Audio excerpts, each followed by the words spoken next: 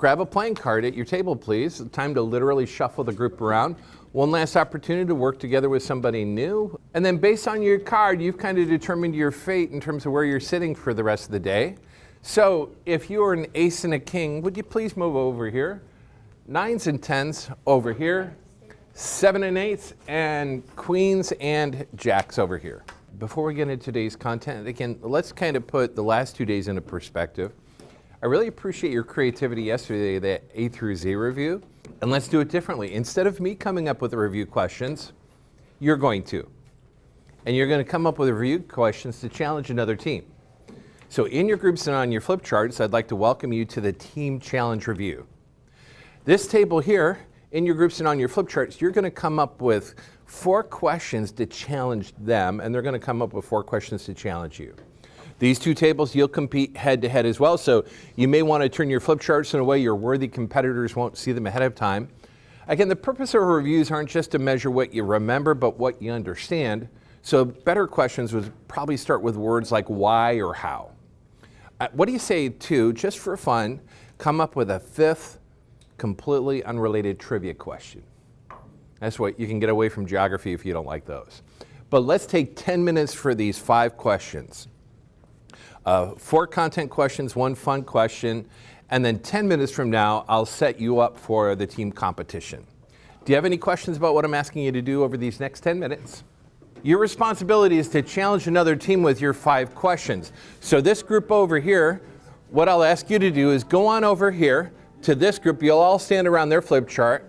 This group, you'll start by going over here. You decide whether it's an open book or closed book test. They don't have to write the answer on the flip chart. All they have to do is verbalize it. We've got 10 minutes to be able to do all 10 questions, so go ahead and let the competition begin. One of the most commonly asked questions so far in the workshop, and I was actually really glad to hear that, is can I download copies of all these different worksheets? You know, I told you 2 days ago at about this time we're giving you shelf-resistant material. So the fact that you've been asking for copies kind of indicates that for me. At the home page of the Learning Center website, so we're on Communicator. Let me just show where you'll have access to this. So on our landing page here, you'll see a section that says Access Post-Workshop Resources. And you'll click on that, and you'll have access to the Leading at Emerson. Now, you can also have access to all these other workshops too and those tools. However, you may not have as much of a context for them.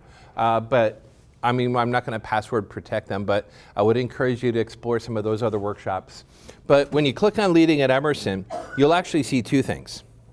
You'll have access to the downloadable job aids, and they're over here.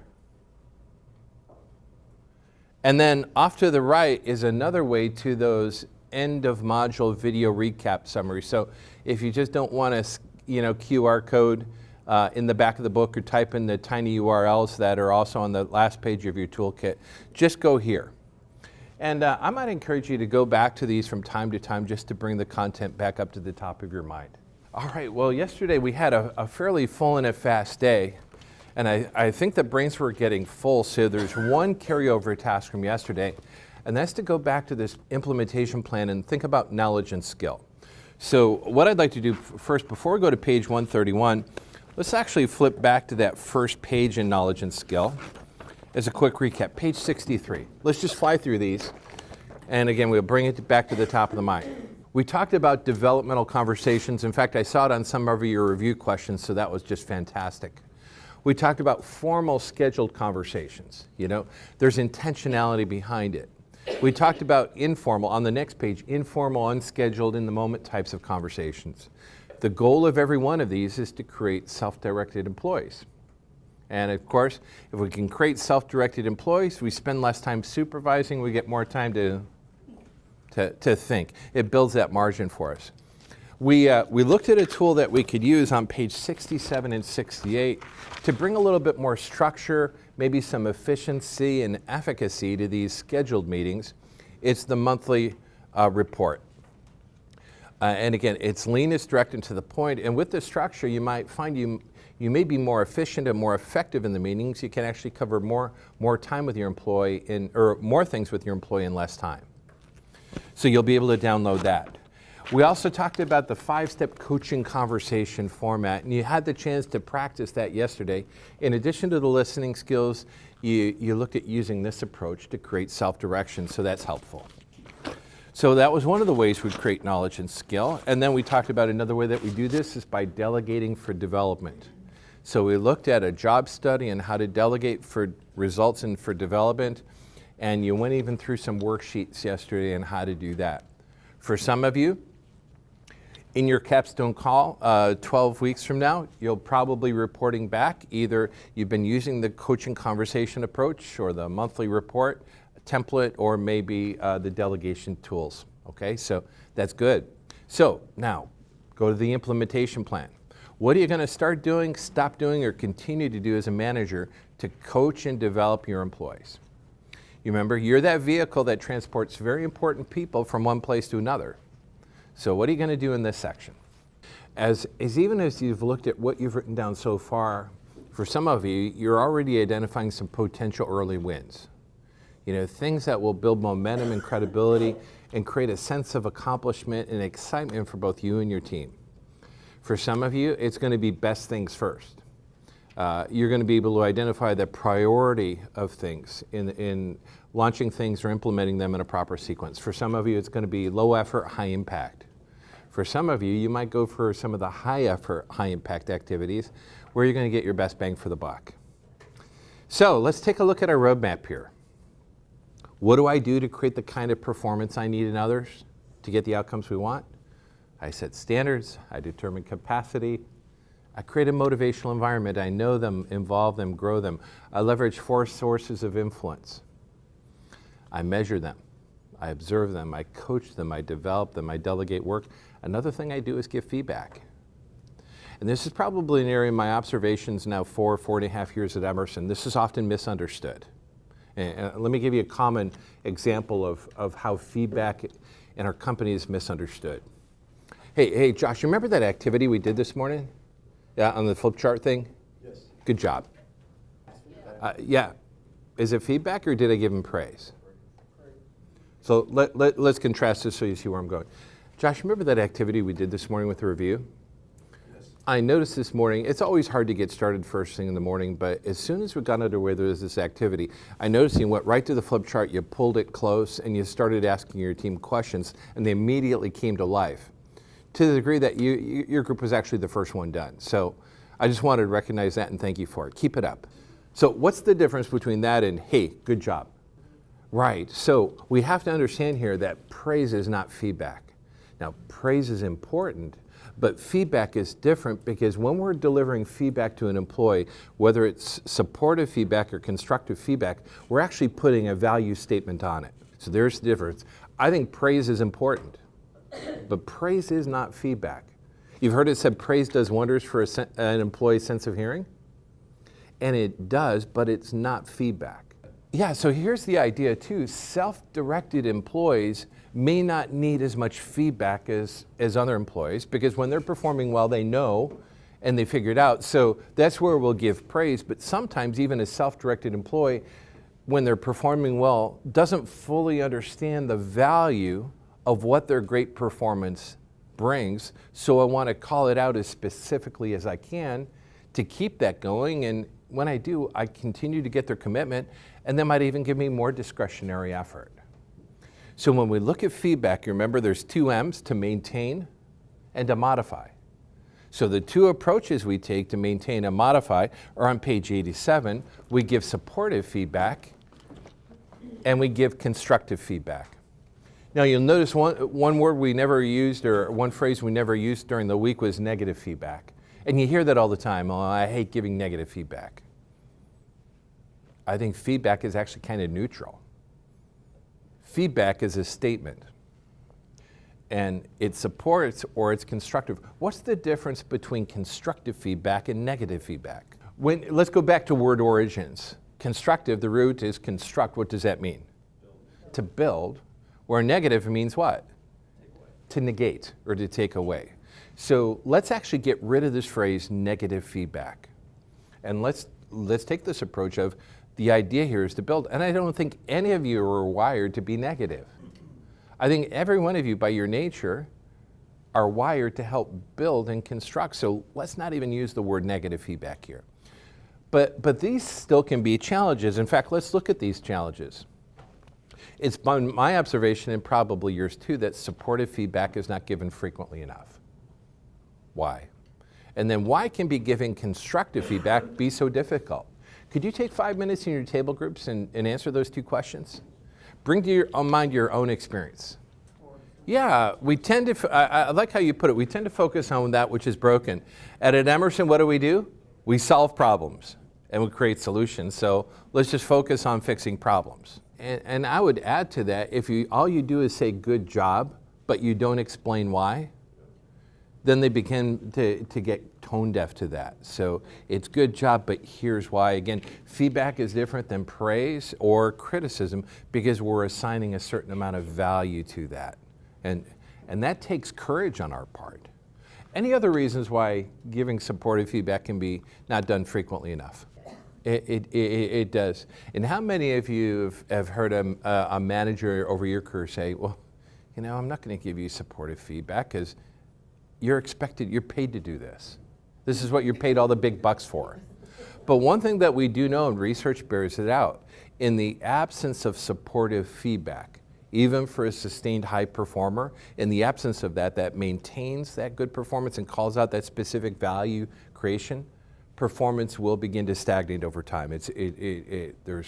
There's research behind this. So we need to do this, especially when the employee is unaware of the value it brings. What about the second question? Why can be giving constructive feedback sometimes be difficult? Maybe if we approach this from constructive versus negative, that might be one way of kind of restarting our brains. Why else can be giving constructive feedback be difficult? So I'm hearing two things with you that I just had a side conversation with this group. Sometimes it's the will to do it. Like time, I think equates to the intentionality or the will to do it, but sometimes it's skill. So it's what you say and how you say it. So it tells me then the more specific we are in the feedback, the more value it will be. I want to challenge your thoughts with one other idea. The reason why this could be hard, and this is why sometimes we struggle, is this has never been clearly defined. And the really uncomfortable question here, and I hope we're all kind of unsettled by it, is if this is clearly, or not been clearly defined, what's our basis for measuring the employee? And what's our basis for giving them feedback about how they can improve or what they're doing well? Clear standard, clear measurement, basis for giving clear, meaningful feedback that is constructive or supports. Make sense? Because if this has never been clearly defined and I'm giving the employee constructive feedback, what's going through their mind? This is why this is the centerpiece of our model, and this is why we start here. Measurements can highlight things, but they don't necessarily explain them. And there go now those perceptions of unfavoritism, which cause employees to become or remain actively disengaged. And at best now we'll get their compliance. So again, the value of having clearly defined standards from the get-go. I'll give you a couple other reasons why it could be difficult, whether it's giving supportive or constructive feedback. First, for many of us, truth be told, we've not had good examples because a lot of us have confused praise or criticism with feedback, and it's not the same. I'd also suggest another reason why it's difficult is we don't know how. But like any other skill, there is a process, and we're going to see that process in just a moment. One of the most powerful drivers and motivators for anyone in the workplace, it's not the number one for everybody, but it is for a lot, is the chance to feel like I'm making a contribution. And the way I'm going to have that is if I see the ripple effect of how this one thing I do affects a bigger thing that's something bigger than right in front of me or on my screen. Okay, so again, we may not have had good examples, but we also may not know how. And again, when we engineered this section, I did go to some leaders at Emerson. And I said, describe the process that you follow when you give feedback. You know what I found? Usually was, great job, keep it up, or that was bad, you messed up, you screwed up, figure it out. And that's not feedback. So I want to introduce to you a model, and for some of you, this is the first thing you're going to implement over the next 12 weeks. Let's take a look at this two-way feedback model. Let's go to page 89. You might remember that definition of communication yesterday. It was a mutual exchange of information and understanding. And when was communication successful? When the receiver what? Yeah, got what we intended. So that means feedback is also two ways, but there's a process to follow, not only for the manager, but for the employee as well. Our preference would be always give more supportive feedback than constructive. Number two, when giving constructive feedback, do it in private. Why would that be important? Yeah, we don't want to embarrass people and call them out. Now, remember, feedback is an explanation, not an accusation. So the more specific I can be, the more the employee will take it as an explanation. But if I'm vague, it will be an accusation. And you know what happens is the adrenaline starts going, they go to fight or flight, and they shut down or shout down. Number three, how rarely is this done when you give feedback? Ask for and listen to the employee's opinion. Yeah, the coaching conversation, ask them how it's going working with Joe, and listen carefully as they're presenting their views. And then if you find there's a disconnect between expected and actual, then you have the right. It's right to give them feedback after they can't figure it out. How about number five? Be specific, stick only to the facts. Right, exactly. Fact from the stories that you have around it. This is interesting, number six. Focus on the person's behavior. Do not refer to their attitude. I can tell you this, I was in one country rolling this shop out, and I had 20 people in the room, all director level or higher, and all men. As soon as we looked at number six, 20 hands went up, about 20. They all said kind of in unison, Mr. Terrence, you are so wrong. They said if somebody's underperforming, it's always because they have a bad attitude. I was stunned. 20% of them? No, all of them, 20 people in the room, 100% of them said, Mr. Terrence, you are so wrong. If somebody's underperforming, it's always because they have a bad attitude. I was speechless. I thought, what? And I said, okay, gentlemen, let me ask you a question. Were you ever in a situation where you missed a deadline or underperformed because you didn't have enough time or equipment or resources or information? Yeah? So you underperformed. Tell me how your negative attitude played into that. Well, we didn't have a negative attitude. I said, can you help me understand where this conversation is going? I mean, I really have to think that this is really a cultural thing that we kind of had to kind of level set. Somebody's underperforming, it's not because they have a bad attitude, it could be because they have a bad manager. Yeah. What if they do have a bad attitude though? Well, again, what I want to do is separate the facts from the conclusions I'm making, because if I go with attitude, I might be bringing in an unconscious bias. So what I would do is I would sit down and say, like, I would call out the behavior and say, I've seen this and I've seen this. So kind of the story I'm telling myself when I see this recurring pattern is, say, I want to check this out. Is this what's going on with you? Or is it something else? Does that make sense? Because I'm seeking for an explanation. Here's what I'm seeing. Here's what I'm concluding. I want to be in dialogue with you and give you the chance to prove me wrong. Or is this what's really happening? I'm trying to make it safe. Number 7, do it as soon as possible, especially in safety. Put a star by number 8. Whenever giving feedback, whether supportive or constructive, always say thank you. Why would that be important? What does that accomplish for us, number 8? Positive tone. What else does it accomplish? Whether it's supportive or constructive, what else does it accomplish? Gratitude. Yeah. Respect. The big thing to me is it shows that you do value their time. Yes. Yeah. Yes. We value their time and we value them as people. So how do we do this? Let's take a look at this model first on page 89. Actually, a more descriptive process is on page 90. Let's take a look at page 90 first. Let's look at what the manager does. The great thing about this model we're going to walk you through is its brevity. And actually, it's lean, it's direct, and to the point. And basically, as the manager, when I'm giving the employee feedback, by the way, this works whether it's supportive or constructive feedback. I go to the employee and say, here's what I noticed. Here was the effect. Will you please continue? Or will you please stop? And then I'm giving them my commitment to continue to support their performance. I'll continue to support you in your great performance, or I'll work with you to give you ideas of how you might improve in these areas. Then thank you very much. So what's great about this model is it's the same regardless of the two natures of feedback. So get their views, because they may give you facts that you don't know about yet. So again, all you want to do is find facts. Is not to challenge, it's not to accuse, but just simply to understand.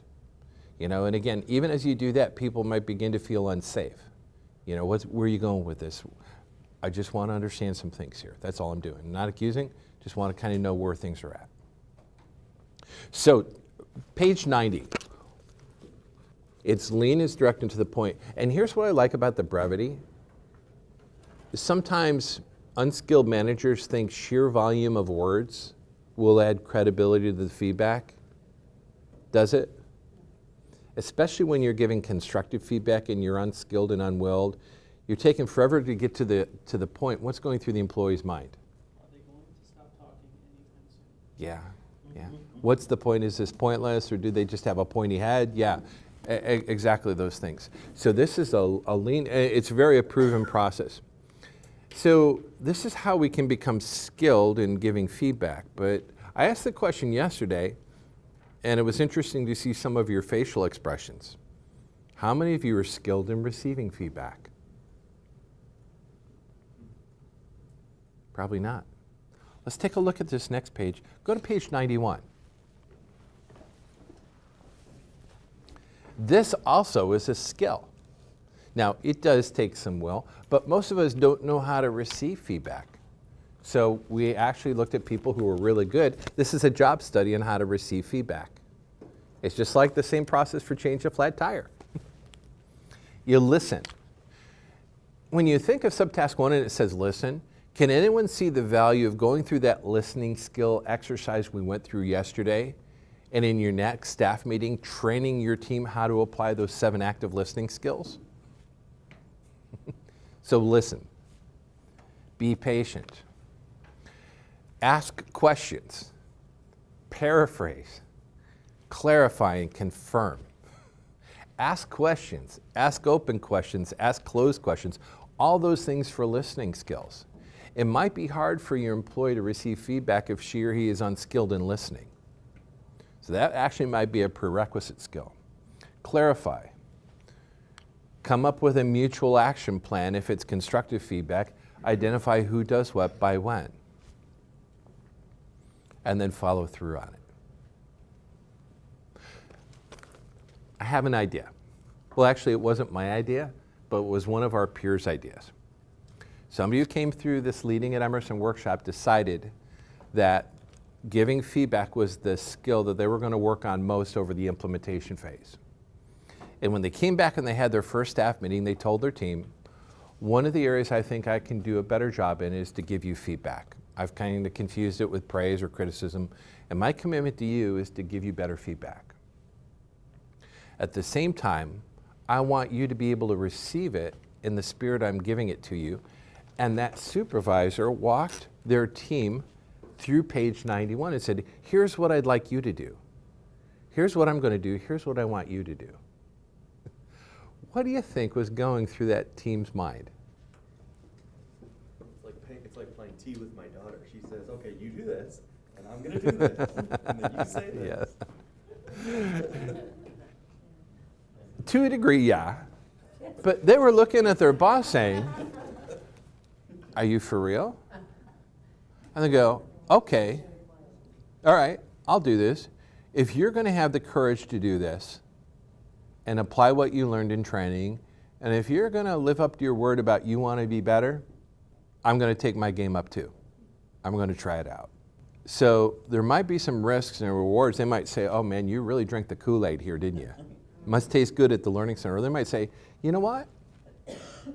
I kind of have a sense that my boss might be the real deal. I think I can trust this person, and I think next time they give me feedback, I'm going to be a little bit more receptive. I don't know you very well, Thomas, but there might be some times when there's a discrepancy between what I'm expecting of you and what you're actually doing, and I'm not doing you any favors by ignoring that. It's my job as your manager to tell you that and support you and help you figure out how we're going to improve. It's my job to communicate that to you, and it's your job to take it into the spirit that I'm giving it. Some of your employees probably don't want feedback from you because, again, they don't know how to do it. This is a process to follow. Let's actually put this to work. Here's how the template works for either situation. The top one is supportive, systematic without being robotic, okay?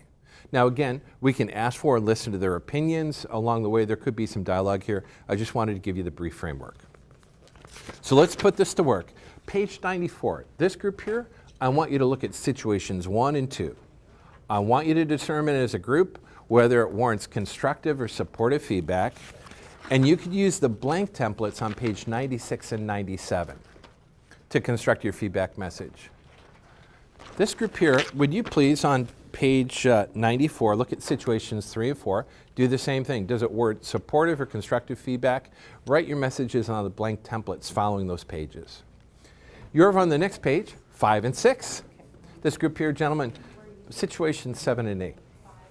However, I'm going to ask you, when you get to situation 8, call me over, because there's something different there, okay? But your blank template's on the next page.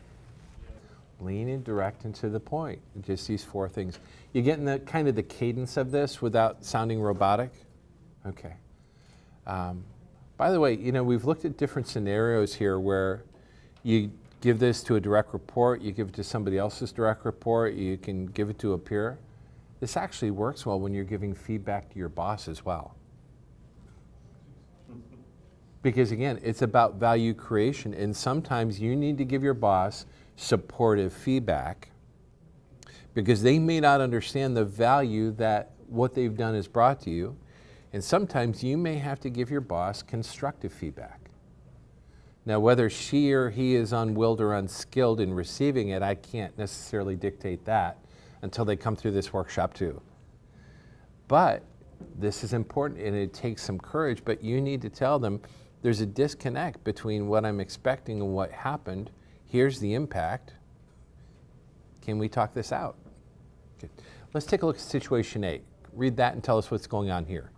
So there's now, maybe we go into this coaching conversation and say, you know, tell me, how's this project going with Joe? What's going well? What's not going well? Are there any obstacles you're facing? And as that employee now starts contributing facts, maybe I can give feedback, but maybe not. But let's imagine you went to the employee and gave them feedback saying, Joe says you're a complete disaster and I'm not going to tolerate this. Do you think it might have eroded something at this point? Yeah, that's why that one general guideline about only speak for yourself is really important, but you can do some fact finding through the coaching conversation, and you're using your listening skills and you're reflecting feelings and you're saying, tell me more and what else before, because if you give feedback it's not warranted, you're going to really erode that, right? So you need that. So what are your thoughts about this process? Is it different than what you've done in the past? Will this be helpful to you? Yes. Okay, so for many of you, this is the area that could actually be low effort, high impact. That said though, feedback is still going to be difficult if you don't have clearly defined standards. So maybe work on both of those at the same time over the next few weeks, okay? Nicely done. So let's imagine we've done all these things. Let's imagine we've done all these different pieces of the job performance puzzle and we still have this recurrent, ongoing performance discrepancy. I want to launch this into a case study here. Page 98. What would you do? Let me read the scenario and then I'm going to have you make some decisions in your group. Page 98. You're the plant manager at an Emerson production facility. The managers are on your team are complaining that the receiving material analyst supervisor, his name is John, has a bad attitude and is not a team player. They don't like working with him. They find him abrasive and difficult. You've heard rumors that he manages his two direct reports like a dictator. You've noticed his presentations at weekly management meetings are unorganized. It's clear he's not prepared. You've noticed that the atmosphere in the meetings has become less than positive. He is not at the same level as his peers. The quality manager, John's boss, that's me, has come to you to ask for help with the situation. You believe you must act quickly and decisively to remedy the situation. So you're the plant manager, I'm the quality manager, you're my boss, and I'm John's boss, and I'm coming to you saying, we got a problem and we need to do something. What I'd like you to do is, based on this scenario, I'd like you to discuss the possible options and try to come to a consensus as to which option or options do you think are the best next steps based on what you know. Can you take about 2 minutes and discuss that? Let's actually solve this now. Here we have a real life situation. So a quick review, over on page 99, this is a quick review. If our product is the job performance of others, there's two things we need to know. What expected performance is and what their actual performance is. We need to know what ought, and we need to know what is. And the only time we could talk about performance discrepancies is when we know there's a difference between what ought and what is. So anytime we sense that there's a discrepancy, we follow a proven systematic troubleshooting process. You're all troubleshooters, probably by nature, many of you anyways. So here's the troubleshooting process. It's on the bottom of page 99. The first thing that we do is make sure we've quantified what expected and actual performance is. Remember, the number one cause of a performance discrepancy is the fact that expected performance might not have ever been clarified or communicated, and if they knew it, they'd be doing it. Yeah, this is usually the weak part of the equation. So we identify what should be happening compared to what is happening. The next thing we do is determine the cause or causes of the discrepancy. Poor performance always has a reason. And we need to begin to troubleshoot and say, what's the cause of John's discrepancy? Once we know the cause or causes, we propose solutions, we implement solutions, and then we ask, did that solution work? How many of you, this is kind of what you do on the technical sides of your job? Okay, so let's hold the mirror up in front of ourselves. What's been your experience before when employees aren't performing as we expect? Which step do many managers go to first? Let's look at a scenario here. Mike is really excited about what he's learning at Leading at Emerson. You know, I could see it, I can almost feel it, but now he's starting to feel it to the degree that he's starting to get some chest pain. He's just so excited about these skills and the implementation phase and the capstone call. And it's to the degree where he thinks, hey, this is pretty serious. I think I better get this checked out. So he runs over to the local hospital, bolts into the emergency room and says, doctor, I have some chest pain. And the doctor says, I think I can schedule you for open heart surgery at 2 o'clock this afternoon. Mike, what are some of your impressions about the doctor at this point? So we call that malpractice, but truth be told, we see incidences of what I call managerial malpractice happening everywhere. Because something's not going wrong, the immediate thing we do is a Band-Aid fix, a placebo, or we cut off the wrong limb while the real issue goes undiagnosed. Right? So let's look at the systematic way of doing it. It starts with quantifying expected and actual. So let's take a look at some job aids, page 100. Here are ways to quantify expected performance. And by the way, everything that you see on page 100, we've seen already. This is not any new content here. We've covered this over the last 2 days. We have performance goals, professional development goals. We've got job descriptions. A better place to start are job inventories and at the task level, a job study. Those tell us what expected performance looks like.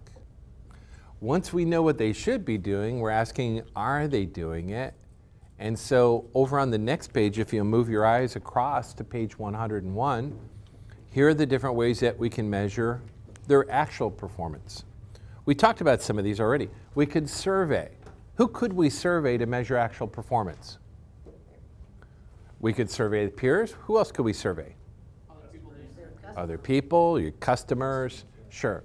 Now the thing about surveys is they can highlight issues, but they don't often explain them. Absolutely, you could survey the direct reports. But again, surveys highlight things, but they don't often explain it. Like, I remember in an old job, I used to fly into Seattle, you know, and it was always cloudy there, right? But as I'm making the approach, before I go into the cloud bank, I'm looking above, I'm looking out the window, and sticking out of the clouds were what? Yeah, the mountains, like Mount Hood, Mount Rainier. And you know, I knew that underneath those clouds, there's a lot more that meets the eye. And what surveys do is they often highlight the peaks. But I know that there's more I need to get under this cloud, so a next logical step might be interviews. Where surveys might highlight things, now interviews can narrow my focus of inquiry and help me understand. I might observe them. You know, I might use the observation checklist and watch them performing a task. I might look at some work samples, like things they've actually produced. I had a friend who was a corporate secret shopper for a national pizza chain. And you know what her job was? Go from city to town, and her job was to eat pizza. And she had to go in there, and within a certain period of time, she had to be greeted by a host or hostess. She had to be seated with a certain period of time. When she was seated, the menus had to be distributed in a certain pattern. Water glasses had to be placed at the table. Within a certain period of time, the drink orders had to be taken. After the drinks were delivered within a certain time frame, the food orders had to be taken. The salad bar had to be clean. There couldn't be any snot or fingerprints all over the sneeze guard and things like that. When the pizza came, the pepperoni had to be evenly distributed, not all glomped on. She actually had this little cool device that she'd pull out of her purse, and it was like an infrared gun that measured the internal temperature of food that she ordered. Because to adhere to food safety, cooking codes, and minimal internal cooking temperatures and things like that. The restrooms had to be clean. And then she would eat pizza. And then she would go to another pizza place, and sometimes she'd go to the competitor's place. And I thought, how do you get a job like that? I mean, when I was in college, I spent more on pizza than I did on tuition, and certainly textbooks. But this was a way of measuring the actual performance of people without know they're being observed. Sometimes you know these secret shoppers, or your call might be monitored for quality purposes. You're all familiar with this. Records sometimes are a way, and we actually looked at performance records first thing yesterday morning. Time, quality, cost, outputs, the human element. James, I remember you saying that one page, the first page under measurement you said was really helpful to you. Production records. So whenever I'm gathering information on the performance of employees, I don't want to rely on just one of these, and here's why. Let's go back to Mike in the emergency room. He runs in the emergency room and says, "Doctor, I have some chest pain." What's the first thing a real qualified doctor is going to do for him? Before they even run tests, what are they going to do? They're going to ask questions. Like what kinds of questions? Tell me about your insurance plan. How long? What else? How frequently is this happening? The intensity. What else? The level. Are you doing anything about this? Yeah, describe your symptoms. Anything you're doing trying to make it better? What tool or technique will they use to get this information from Mike? Yeah, even before that, sometimes they have him fill out a little what? Oh, yeah, the questionnaire. A little questionnaire or a survey. Let's imagine he answers these questions on the survey. The doctor walks in and says, "Mike, I've read your survey, and my recommendation is a triple bypass." He's still looking for another hospital here. And you're thinking that doctor's looking for a new houseboat, right? Okay. So, but he asked questions, he surveyed. One of these techniques by itself might have some bias, so now the doctor will naturally follow up with interview questions. Surveys highlight problems, interviews begin to explain it. She or he will begin to narrow their focus of inquiry by asking questions. After they interview him, what's the next thing the doctor does? They run some tests. Like what kinds of tests? Blood pressure? Heart? Diagnosis. They'll take some samples. They'll put them on a treadmill and observe them performing a task. After the doctor runs all these tests and makes these observations, they have all this data. What do they do with it? They analyze the data. After they analyze the data, they come up with a what? A diagnosis, and after the diagnosis, they come up with what? A plan of treatment. Yeah, gang, troubleshooting employee performance issues are very much the same process. It's the same thing. We're doing the same things like the emergency room doctor might have, because it's right diagnosis, right solution. We want to make sure we're not committing this managerial malpractice. So let's actually apply this right now in the situation with John. You all agree that option 5 is the option right now. You need more information. Here's your opportunity, plant managers, to get that from me. You're going to use the technique called interview to find out from me what's going on so that we can make the right decision as far as John, the underperforming RMAS, is doing. Page 102 are kind of like your doctor's office questions. Here's what I'm going to ask you to do. Using the questions on page 102 or any other questions you can think of, let's work together to define the problem. Ask me questions. I don't want you to ask questions to identify causes or solutions, because we're not there yet. All we want to know right now is what's broken. After we can agree on what's broken or what's wrong or what's not being done as expected, then we could look at the cause or causes and come up with some solutions.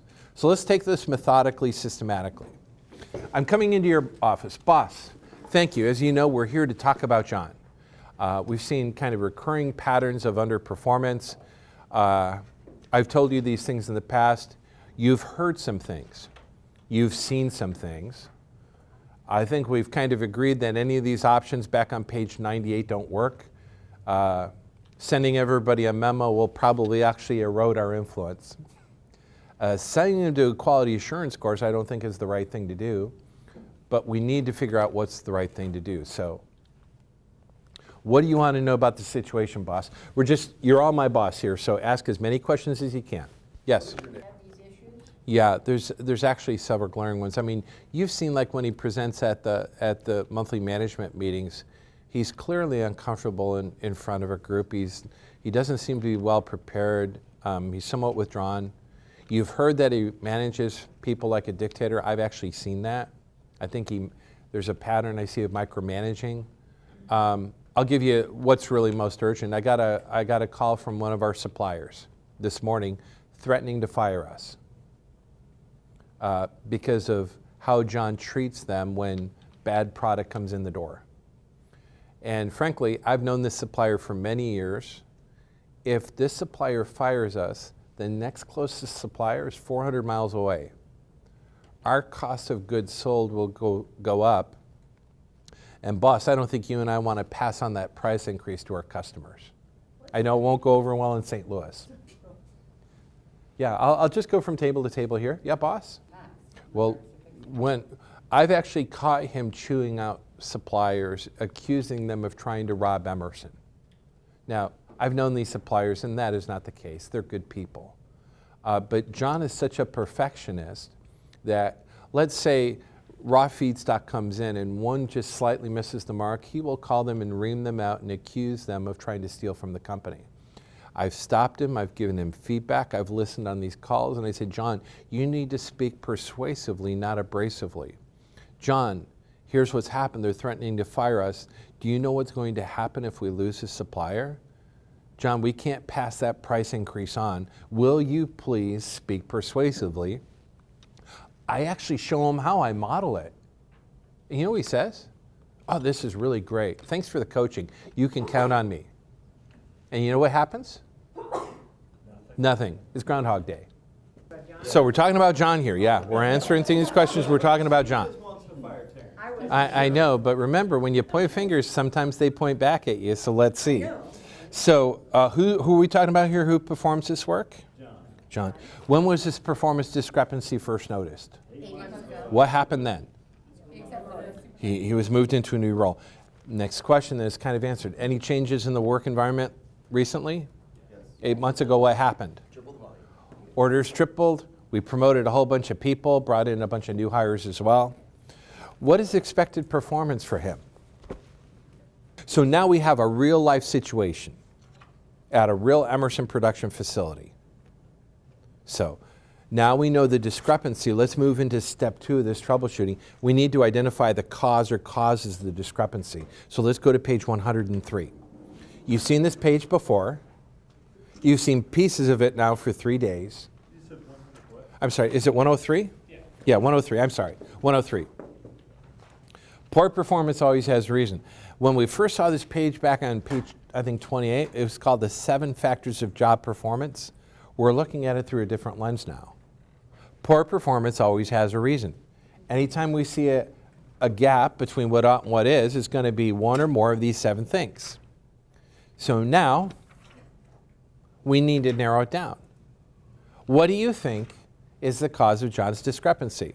So the question then is there a way that we can validate our hunch without guessing? Because we might bring in unconscious bias into this. So the question now is we need to validate our hunch or come up with a more objective way to make the right diagnosis. I said what we need is a tool that will help us make the right diagnosis as to what the cause or causes are. So let's look at these diagnostic tools. We have 5 questions for each one of these 7 factors of job performance. Here's how the tool works. By checking yes or no to these questions, you may quickly and objectively identify the cause or causes. You might already have a hunch, so this will validate it. Here's what I need you to do. Keep in mind, John, we're troubleshooting his underperformance. We want to find out why. I want you to go through this checklist with the people in your group. It's going to take you about 10 minutes to do it. As you go through this, the questions you ask may raise more questions. So I, as John's boss, will be fluttering around the room to continue to answer any questions you might have. Do we have any reason to believe that John, the receiving material analyst supervisor, is not performing as we expect because he lacks the conditions to perform as expected? No. So the checklist kind of helped rule that out for you? Okay. Page 109. Do we have any reason to believe that John is not performing as we expect because he's not receiving feedback or unaware of how he's doing? No. Is John not performing as we expect because he lacks the knowledge and skill to perform as expected? But does that mean he lacks the knowledge and skill? What is his boss been doing over 8 months? Every day coaching. So we got to be careful that training isn't just sending somebody to a class is the only way we give people knowledge and skill. In fact, remember yesterday when we looked at knowledge and skill? We really didn't even talk about training. What did we talk about? Coaching and developing and things like that. Now, to fairness to him, he hasn't gone to training, so we'll explore that. Job aids are available. There's not been any changes to how the work is done. Okay, so what about measurement, page 107? Is John not performing as we expect because he's not measured? I can't tell you how many times I facilitate this course, no matter where in the world I've gone, and people come to me and say, I think I know that person. I've worked with that person. And it happens literally at every Emerson facility, and it's not just Emerson specific. So now we have a real life situation. So you think it's knowledge and skill or capacity or maybe a little bit of both. So in fairness to you, I need to let you know, like Paul Harvey says, the rest of the story. It's true, he was the only supervisor who didn't go to training, so they wanted to be fair. And in fairness to him, they did send him off to 3 days of training. And the training was specifically focused on interpersonal skills, dealing with confrontation, active listening, speaking persuasively and not abrasively. He went to the 3 days of training. Before the training, he had the pre-workshop briefing with his boss, so the expectations were there, the outcomes, the objectives, and things like that. He came back from the training. Want to guess what happened? Going to training by itself wasn't enough, and the coaching he had over eight months, it was really capacity. So here's what happens is we take somebody who's technically adept and interpersonally not cut for the job. You recall when in my opening comments on our workshop 2 days ago, I said, many of us prior to our current role, we had the title individual contributor and we were a sustained high performer. People recognize that. What do? They say, we want you to take on this group. But I also said 2 days ago that the skills that made us great individual contributors are not the skills that we need to successfully manage and lead others. Whatever made us great individual contributors are not what we need to manage and lead at Emerson. But truth be told, if you have an employee who's a chronic underperformer because they lack the capacity, it doesn't mean they're a bad person or a bad employee. It means what? It was a bad fit. And truth be told, if you have that situation, you're not doing the employee favors by keeping them in that role. And you're not doing the company or our shareholders favors. John was over his head and he knew it, but there wasn't a place for him to go. He wasn't a bad person, it was a bad hire. Let's go back to the capacity tab real quick. And again, I don't know about you, but I'd like to prevent a bad hire from happening in the first place rather than dealing with it when it came up. It wasn't a bad person, it was a bad call on our part. But we see this happening all the time. And that's why I think, if somebody is going to have a people-facing skill, we should measure some interpersonal capacity. Some of you have had that testing before you came to your role. Whatever made us successful in our old job is not what we need to do here. He was just an individual contributor on steroids, and the worse things got, the more he depended on his old job to succeed, and it actually made things worse. I see this happening sometimes at the VP level. After we've the steps one, quantify expected and actual performance. We identify a cause or causes, we confirm it, we implement the solution. Here are some ideas here on page 111. This is like a cause-solution matrix. In fact, write that on the top of your page. Cause-solution matrix. Here's how it works. If the cause is due to a lack of capacity, change personnel. Maybe you can, maybe you can't. In a unionized environment, that's not easy to do. Maybe you could rotate responsibilities, but maybe you can, maybe you can't. That can't always work in a unionized environment. Maybe you could revise your hiring practices and keep that from happening in the first place, but you still may have a mess you need to deal with like they did with John. If it's due to a lack of knowledge and skill, you see on page 111 some possible solutions. Or if it's due to a lack of feedback, start giving feedback. Use the two-way, four-step feedback model. So what I like about this is kind of like a prescription pad. Once you've identified the cause, pull this out and it'll offer you some possible solutions. So speaking as the training guy here, I'll often see this situation here. Oh, employees aren't performing as we want them to. Can you send them to a class? Would we all agree that training is the cure-all for any performance discrepancy? No, it's not. But I see that happen all the time. About 90% of requests for training is because they think, I have a problem, I have a solution in mind, and that solution is training. That's like Mike walking into the emergency room actually and saying, Doctor, I have some chest pain and I'd like open heart surgery. And the doctor saying, sure. It's kind of what a lot of training departments historically were like. And we need to eliminate that because that's training malpractice.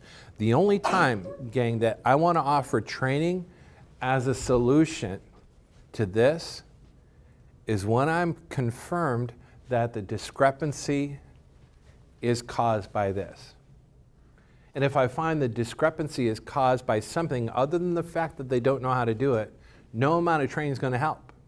I'm just throwing a Band-Aid fix or a placebo. On feedback, we looked at a very powerful, practical model that was new for almost all of you, the two-way, four-step feedback model. Feedback that maintains, feedback that modifies. You did very well in your case studies as well. For some of you, maybe your implementation plan is in your first staff meeting, you're going to give your team that job aid about how to receive feedback and then tell them why this is important to all of you. And then we also looked at, even when feedback's not working, we now looked at a troubleshooting process to resolve performance discrepancies when they arise, which causes us to check off objective number 7 and number 8. After you've completed your implementation plan, please take a 10-minute break, and then we'll move on into conditions.